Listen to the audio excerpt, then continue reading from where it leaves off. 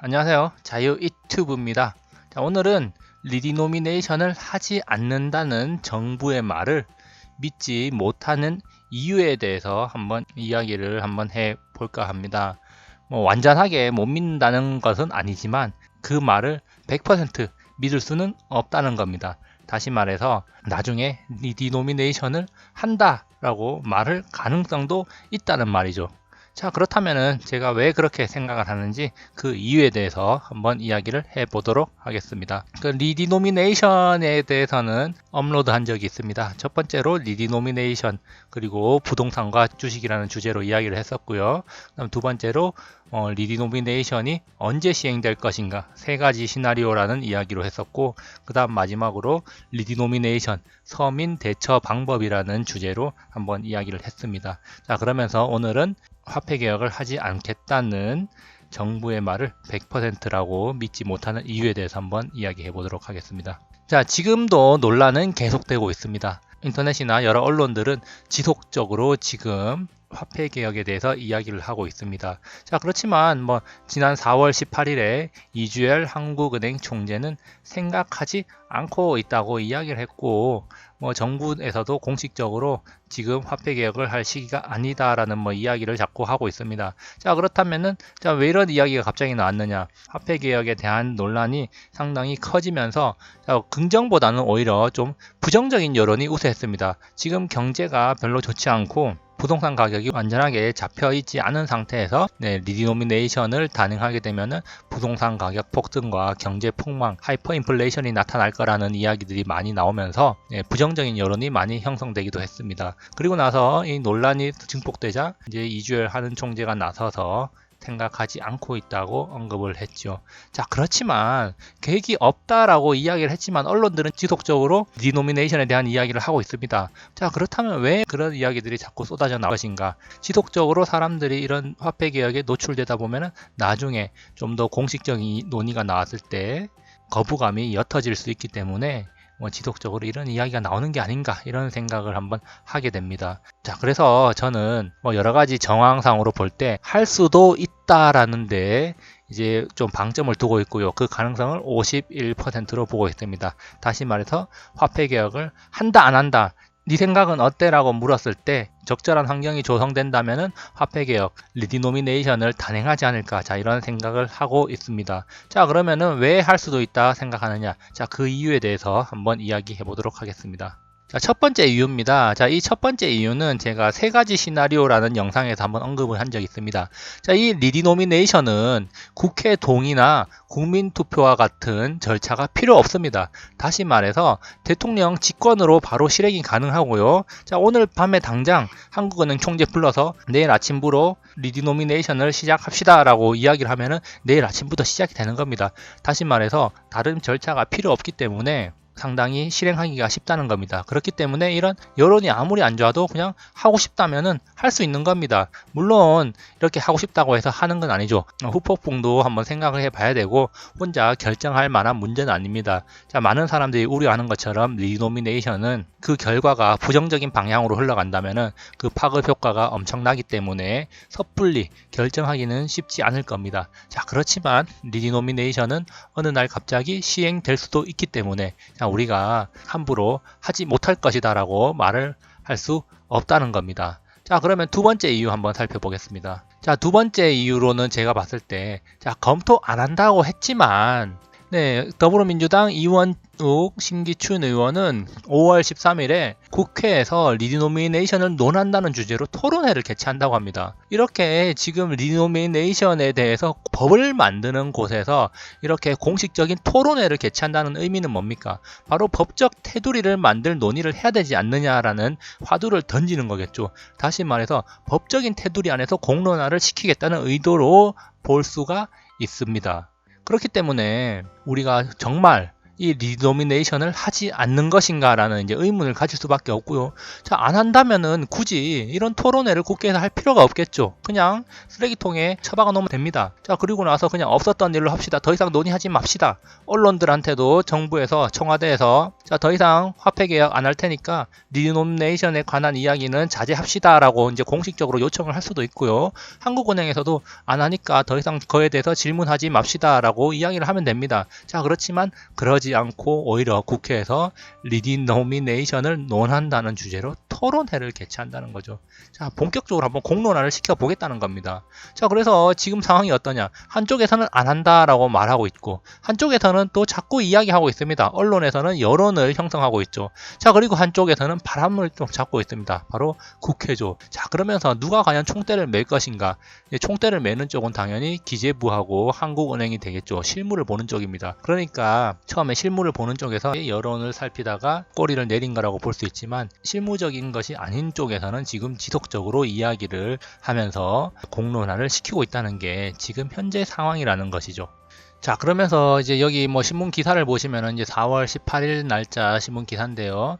자, 리노미네이션 검토 안 한다라고 하면서 선긋기 더 이상 이제 논의를 하지 말아라 라고 이야기를 했지만 4월 24일 기사 하나 가져와 봤습니다. 이건 제목은 중요하지 않고요. 쭉 내용을 한번 살펴보면은 자, 다음 달 13일 국회 기획재정위원회 소속 더불어민주당 이원욱, 심기준 의원이 리노미네이션을 논한다는 주제로 토론회를 개최한답니다. 5월 13일 날 개최한다는 거죠. 자, 그래서 이 의원 측은 리노미네이션을 할 때가 됐다는 문제의식을 갖고 논의를 시작하자는 취지에서 토론회를 준비하고 있다라는 말입니다.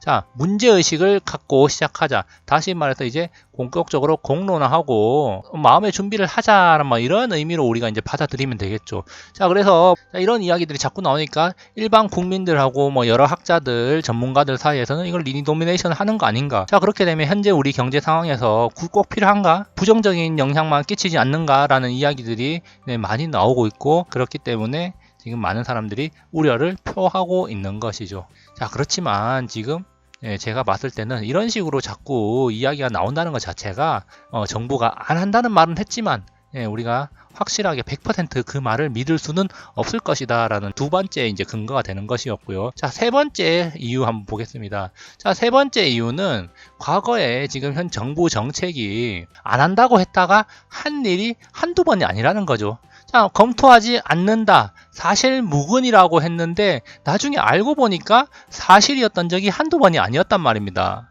지금 당장 안 한다고 하지만 몇 달 뒤에는 할 수도 있는 거죠. 그러니까 자, 지금 당장 뭐 이번 달, 다음 달 안 할 수도 있어요. 자, 그렇지만 몇 달 뒤에 상황이 바뀌면 할 수도 있는 겁니다. 안 하는 것은 단지 언제라고요? 지금이라는 말이죠. 자, 그렇기 때문에 우리가 안 한다 라는 이야기를 정부로부터 들었다고 해서 그것을 100% 신뢰하면서 안심하고 있으면 안 된다 이거죠. 자, 물론 안 하면은 다행입니다. 안 하면 다행이에요. 지금 경제 상황이나 그 다음 부동산 뭐 이런 추세를 봤을 때 안 하면 다행이라고 할 수가 있어요. 자, 그렇지만 과거의 어떤 행적을 봤을 때 할 수도 있다는 생각을 가지고 항상 마음의 준비를 하고 있어야 됩니다.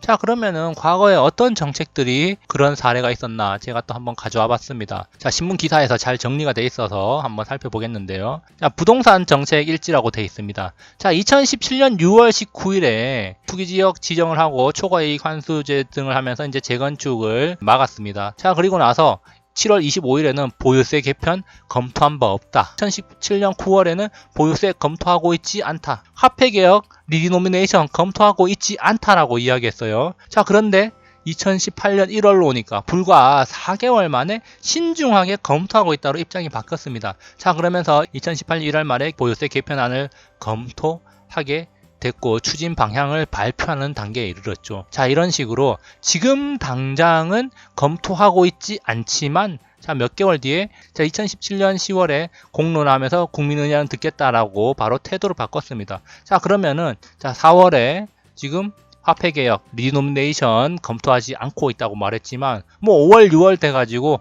공론화 하겠다라고 말을 바꿀 수도 있는 겁니다. 그렇기 때문에 우리가 뭐 함부로 안 한다고 단정을 지으면 안 될 것 같고요. 자, 마찬가지로 뭐 이게 한두 개가 아니라고 제가 이야기했죠. 자, 그러면서 자, 그린벨트를 해제하지 않겠다라고 말했는데 그린벨트 해제하면서 주택을 짓고 있고, 자, 그 다음에 또 다른 정책 발표보면요, 뭐 용산 개발을 추진하겠다라고 이제 박원순 서울시장이 말했는데 바로 국토부에서 난색을 표하니까 개발 계획이 취소되는 뭐 그런 일도 있었죠. 자, 이러 볼 때, 자, 지금은 안 하는 것이다.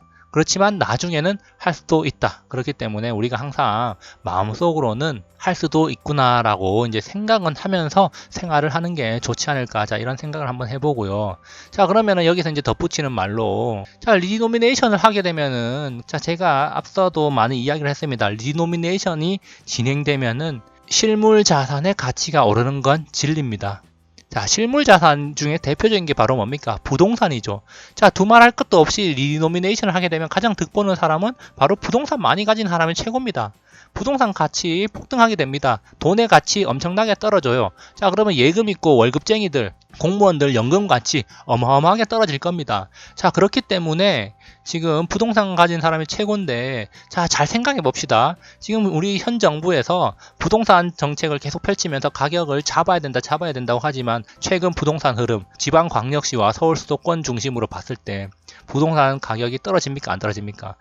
떨어졌다고 볼 수가 없습니다. 자, 그리고 높으신 분들을 보면은 부동산 투자를 아주 열심히 하고 계시죠. 우리는 뭐 너무 이거는 공식적으로 언론에서 워낙 많이 이야기가 됐기 때문에 잘 알고 있습니다. 자, 이렇게 높으신 분들이 부동산 투자를 열심히 하고 계시는데 집값, 부동산 가격이 떨어지겠습니까? 자, 그러면은 예를 들어서, 자, 정부가 정책을 이렇게 많이 펼치니까 내년에는 부동산 가격이 떨어질 거다라고 공언을 했어요. 자, 그러면은 지금 20억 하는 건물이 있는데, 자, 이 건물이 내년 되면은 가격이 떨어질 거니까 19억, 18억 하지 않겠습니까? 자, 그러면은 내년에 사면 되지. 굳이 지금 연끌을 해가지고 20억짜리 건물을 사겠습니까? 내년에 19억, 18억 가치가 떨어질 건데 말입니다. 자, 그렇기 때문에 우리가 잘 생각을 해봐야 됩니다. 자, 지금 이 리노미네이션을 하면은 가장 득보는 사람은 당연히 가진 사람들입니다. 부동산을 많이 가진 사람들입니다. 아니면은 이제 제가 서민대처법에서 이야기했듯이 실물자산, 금이나 아니면은 이제 또 금융자산 중에서도 그나마 안정적인 뭐 우량 주식을 가진 사람들은 그나마 살아남을 수 있습니다. 그렇지만 그것도 못 가진 서민들은 아주 죽어날 겁니다. 그렇기 때문에 리노미네이션을 하게 되면 결국에는 어떤 현상이 나타날 것인가? 사다리가 완전히 박살나겠죠. 자, 이런 사다리가 완전히 박살나는 정책이란 말입니다.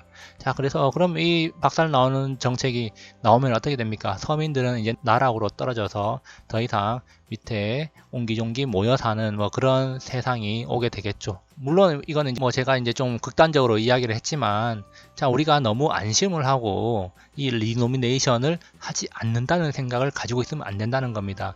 그래도 조금은 마음속으로 혹시라도 하지 않을까? 그래, 할 수도 있으니까 내가 그래도 나중에 혹시라도 시행될 때를 대비해서 어떻게 그래도 행동을 해야겠다라는 마음가짐을 가지고 생활을 해야지, 나중에 진짜 시행됐을 때 가게가 파탄나지 않을 수 있다. 그리고 혼란에서 살아남을 수 있다는 겁니다. 물론 시행이 안 되면 다행인 겁니다. 자, 그래서 이 리노미네이션이라는 거는 시행이 안 되면 보통 평타 치는 거고요. 시행이 되면은 서민들한테는 상당히 힘든 시기가 찾아올 수도 있다라고 이야기를 해 드립니다. 자, 그래서 모든 정책을 볼 때는 지금 당장 눈앞에 어떤 이야기가 있다고 해서 그거를 표면 그대로 받아들이면 안 되고요. 자, 그 이면에 그리고 과거에 어떤 일이 있었는지를 생각해 보면서 자, 미래를 준비해 나가야 될 것 같습니다. 자, 여기까지 시청해 주셔서 감사하고요. 앞으로 미래를 잘 준비하시기 바랍니다. 감사합니다.